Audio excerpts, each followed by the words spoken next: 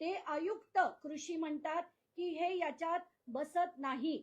आता पुढे काय म्हणतात ते, मात्र याबाबत सदरचा कार्यक्रम महाराष्ट्र कृषी उद्योग विकास महामंडळातर्फे राबवण्याबाबत माननीय मंत्री कृषी यांच्या कार्यालयामार्फत झालेल्या सूचनांसंदर्भात वरील वस्तुस्थिती निदर्शनास आणून दिली आहे.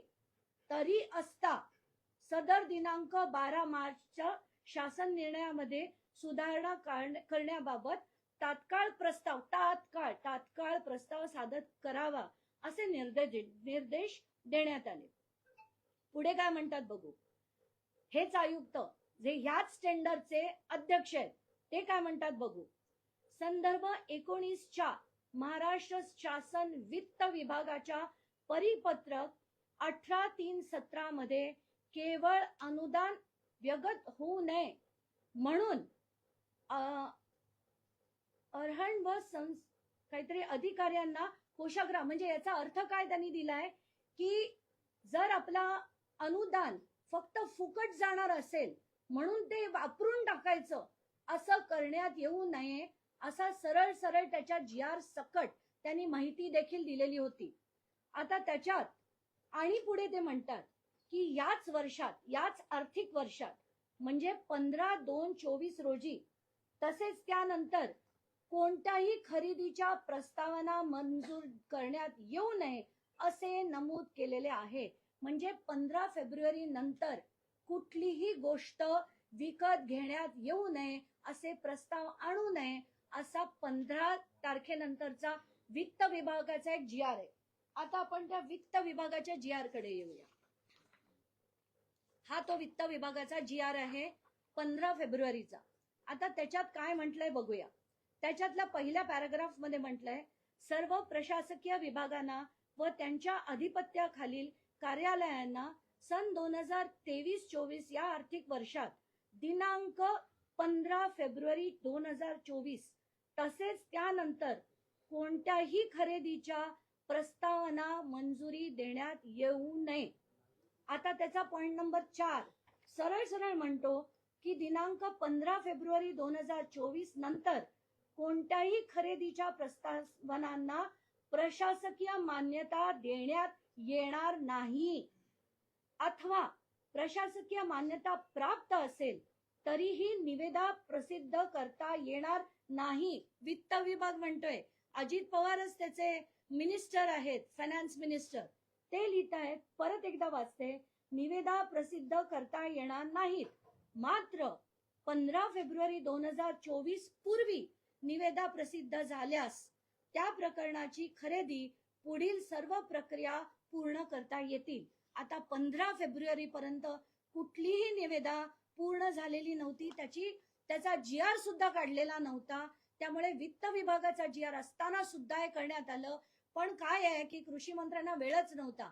ते इतके व्यस्त होते कराड बरोबर की त्यांना वेळच मिळायचा नाही इथे येऊन मंत्रीपद सांभाळायला. आणि इथले जे प्रोसिजर्स आहेत, आणि तुम्हाला परत सांगण्यात आलं होतं, अधिकाऱ्यांकडनं सांगण्यात आलं होतं, तरीही तुम्ही जे कार्यक्रम केलेत आणि आम्ही जे म्हटलं ते कसं खरंय त्याच्याकडे आपण येऊया. आता हे त्याच्या पुढचं जे मी म्हटलं होतं पत्र आहे, त्याच्यात सुद्धा काय लिहिलंय, म्हणजे हे डेप्युटी सेक्रेटरी कृषी काय म्हणतात बघा. एका वेळची विशेष बाब म्हणून विवक्षित कारणांमुळे देण्यात आलेल्या असल्याने या शासन निर्णयाच्या स्वरूप देण्याची आवश्यकता नाही. म्हणजे याला पुन्हा जेव्हा आयुक्त म्हणाले होते, कृषी आयुक्त म्हणाले होते की याचा एक वेगळा GR काढा हवा असेल तर यांनी लिहून दिलंय की त्याचा तसा GR काढण्याची गरज नाही. का? कारण ही एक स्पेशल बाब आहे आणि या स्पेशल बाबीला कोणी मान्यता दिली तर ह्यांच्यानंतर वित्त मंत्र्यांनी दिली आणि त्यानंतर मुख्यमंत्र्यांनी दिली, ज्यांच्याकडे कुठलेही अधिकार नाहीयेत. आणि तो GR देखील मी वाचून दाखवलाय की त्यांच्याकडे ते अधिकारच नाहीयेत त्याच्यावर सही करण्याचे आणि DBTच्या बाहेर त्याला काढण्याचे. आता आपण हे जे पत्र आहे हे सगळ्यात महत्वाचे. हे 16 तारखेचं पत्र आहे. हे किती छान लिहिलंय ते बघूया आपण. आता याच्यात लिहिलंय, राज्य पुरस्कृत कापूस व सोयाबीन योजनेमध्ये पुरवठा करण्यात येणाऱ्या निविष्ठापोटी अग्रिम रक्कम 121 कोटी मिळण्याबाबत. म्हणजे याच्यात काय झालं होतं, त्यांनी सोयाबीनसाठी ते नॅनो डीएपी, नॅनो युरिया आणि गोगलगाईसाठी मेटाल्डेहाइड याचं प्रोव्हिजनिंग करण्यासाठी 52 कोटी 87 लाख, 43 कोटी 30 लाख आणि 25 कोटी 15 लाख असे एकूण 121 कोटी आणि 33 लाख रुपये द्यावे असं सांगण्यात आलं होतं. पण ते कशासाठी देण्यात यावे? त्यानुसार कापूस व सोयाबीनसाठी नॅनो युरिया, नॅनो डीएपी, गोगलगाईचा प्रादुर्भाव रोखण्यासाठी मेटाल्डेहाइड कीटकनाशक या निविष्ठांचा उत्पादनाकरता कच्चा माल खरेदी, उत्पादन प्रक्रिया त्याप्रमाणे जिल्हा स्तरावर आपल्या आदेशानुसार पुरवठा करणे याकरिता पूर्णच्या पूर्ण रक्कम, म्हणजे ते प्रोडक्ट येणार की नाही हे माहित नाही, पहिल्या दिवशी अजून निवेदन निघालेली नाही, पण पूर्ण रक्कम देऊन टाकण्यात येत आहे हे जे म्हटलंय. आणि कशासाठी मी पुन्हा एकदा वाचते, म्हणजे त्यांना कदाचित ह्या सगळ्या गोष्टी माहितीच नसेल, कारण सांभाळणारे त्यांचे कोण, वैभव पवार नावाचे एक व्यक्ती आहेत, सगळी माहिती त्यांना होती. धनंजय मुंडे करायचे काय येऊन, त्यांना माहितीच नाहीये सगळ्या गोष्टींची. तर आपण पुढे बोलूया, परत एकदा वाचूया की उत्पादनाकरता लागणारा कच्चा माल खरेदी, उत्पादन प्रक्रिया व त्याप्रमाणे जिल्हा स्तरावर आपल्या आदेशानुसार पुरवठा करण्याकरिता खालीलप्रमाणे एकूण पूर्ण किंमत म्हणजे 121 कोटी 33 लाख रुपये. आता याच्यात काय येत नाहीये, तर त्या बॅटरी स्प्रेअर नाही आलेत, कारण त्याचे पैसे 28 तारखेला द्या म्हणून सांगण्यात आले होते. तर बॅटरी स्प्रेअर आणि पॉवरलूम कॉर्पोरेशनला जे 77 कोटी त्या कॉटन स्टोरेज बॅग साठी देण्यात आले ते इथे नाहीयेत. म्हणजे 341 कोटी पैकी पूर्णच्या पूर्ण रक्कम ही आता आम्हाला कच्चा माल घेण्यासाठी द्या, असा हा तुमचंच पत्र आहे, तुमच्याच कृषी विभागाचं आहे. आणि हे वाचून बघा नीट, आणि याच्या पुढे जे बोलायचं ते बोला.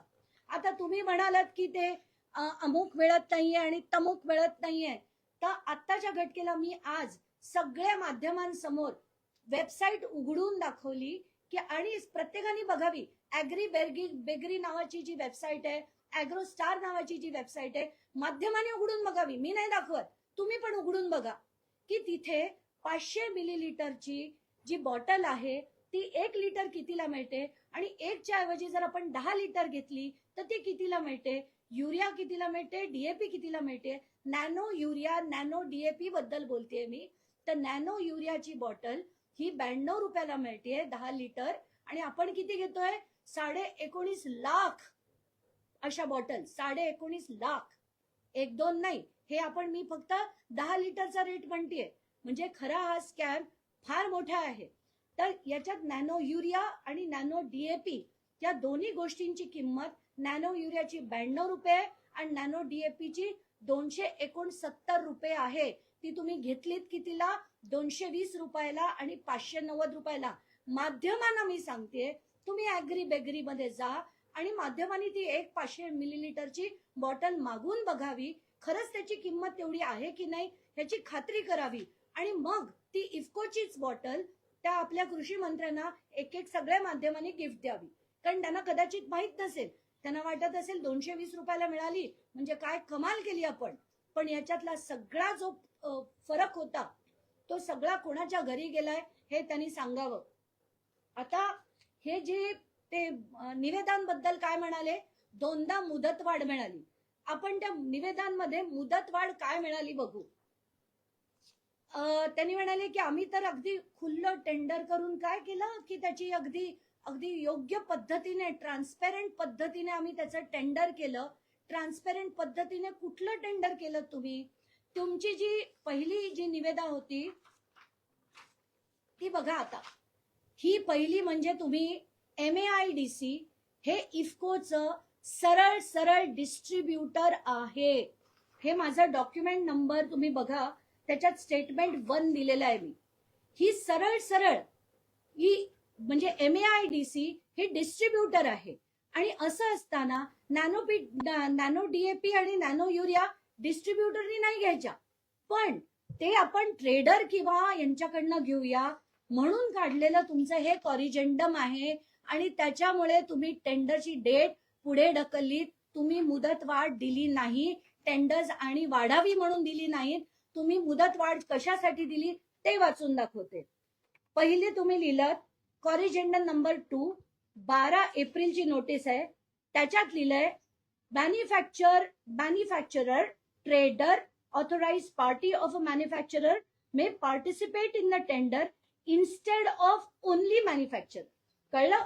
म्हणजे ओनली मॅन्युफॅक्चरर नको तर आपण ट्रेडरला पण घालूया, ऑथराइज्ड पार्ट्यांना पण घालूया, म्हणून हे कॉरिजेंडम काढलं गेलं. त्याच्यातला दुसरा मुद्दा की जो सेल टर्नओव्हर होता तो कमी करण्यात यावा.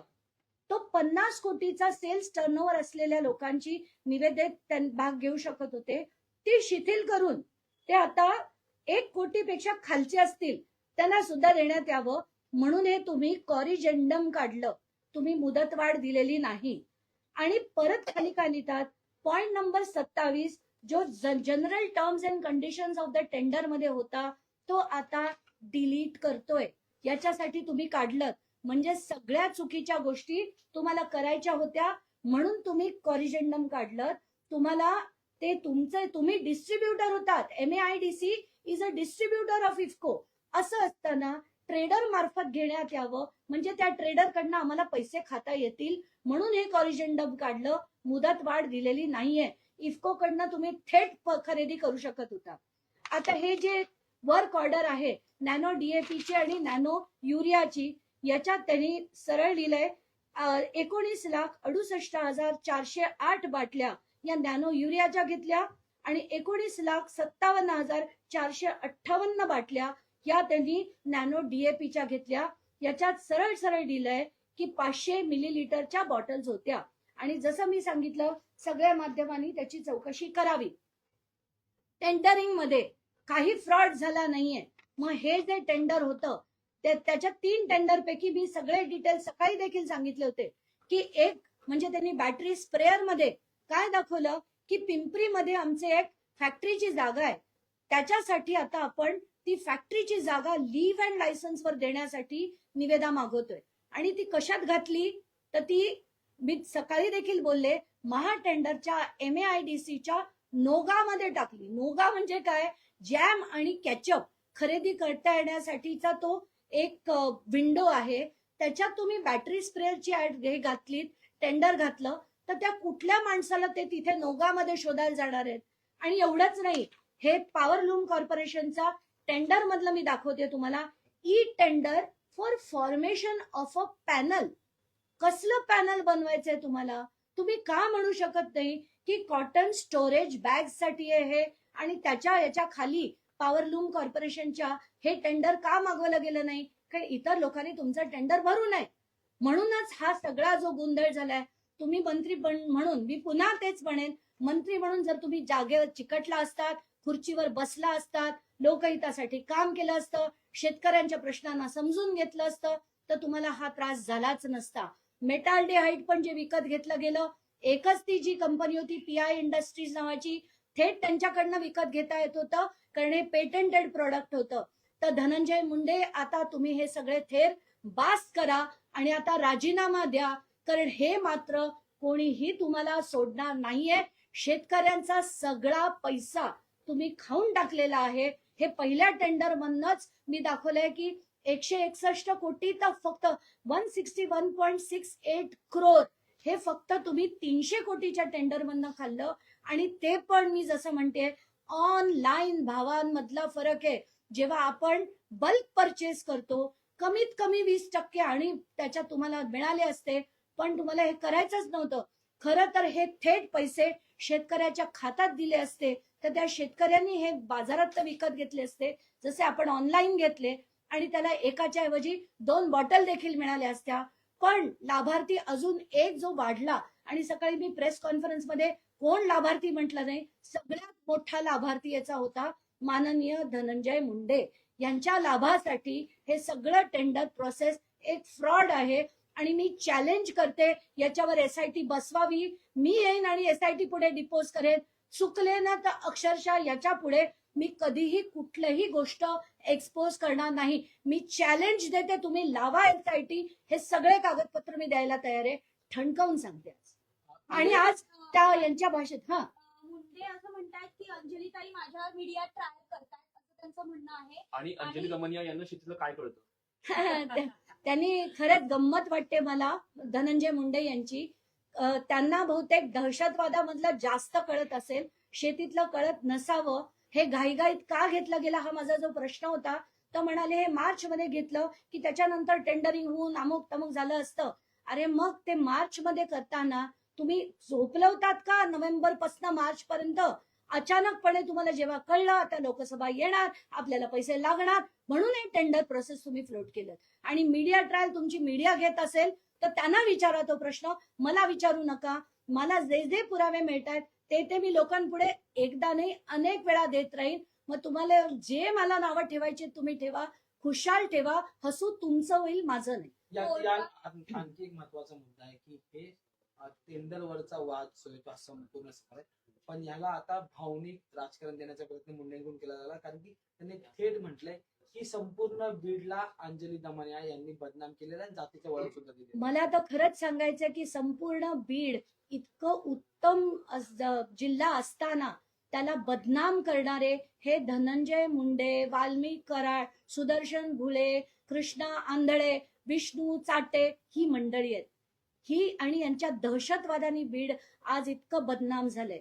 माझ्यामुळे नाही, मी बीडला आधी लढले होते, ते सुनील केंद्रेकर यांच्या बदलीच्या वेळेस लढले होते, ऊसतोड कामगारांसाठी लढले होते, ऊसतोड जे ऊस वाहतूक संघटनेसाठी लढले होते. आणि जे जे आम्ही केलं होतं ते 2013-14 पर्यंत केलं होतं. त्याच्यानंतर जेव्हा जेव्हा बीडला अशा ज्या घटना घडल्या तेव्हा तेव्हा आम्ही विषय लावून धरले होते. बदनाम करणारी माणसं आणि खरे बदनामी हे धनंजय मुंडे आहेत, वाल्मिक कराड आहेत, सुदर्शन घुले आहेत, आम्ही नाही.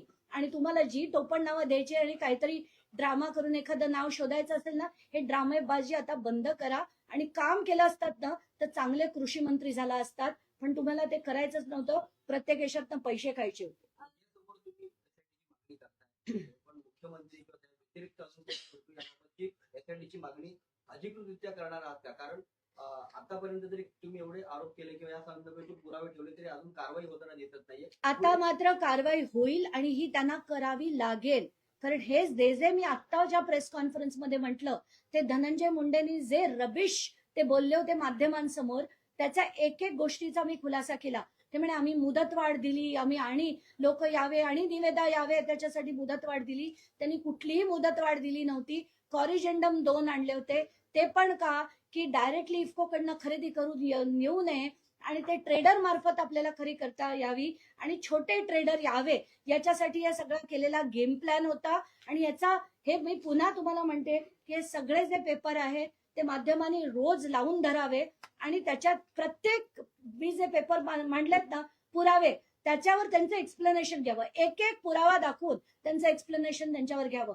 त्याला म्हणतात मीडिया ट्रायल. आतापर्यंत झाली ती मीडिया ट्रायल नाही, आतापर्यंत झालेला तो जनतेचा आक्रोश होता. जनतेने आम्हाला माहिती पोहोचवली आहे, तिथल्या बीडच्या लोकांनी पोहोचवली आहे, व्हॉट्सअप मधनं पोहोचवली आहे, कॉल्सवर पोहोचवली आहे, फेसबुकवर पाठवली आहे, किती माहिती आली आहे. माझं एक corruption Anjali Damania against corruption नावाचं जे फेसबुक पेज आहे, तिथून लोकांनी मेसेज पाठवलेत मला.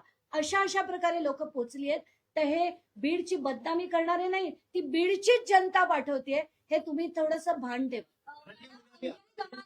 अंजली दमनिया जे प्रकरण सांगतात त्यावरून ठेकेदार कोर्टात गेलेत आणि कोर्टानं त्यांना फटकारलंय असं देखील मुंडेंचं म्हणणं आहे. कोर्टाने त्यांना फटकारलं असेल तर ते फटकारू दे. ज्यांना कोणाला जे करायचंय ते करू दे. माझ्याकडे जी माहिती आली आहे ती खरी आहे का खोटी आहे याच्यावर तुम्ही बोला.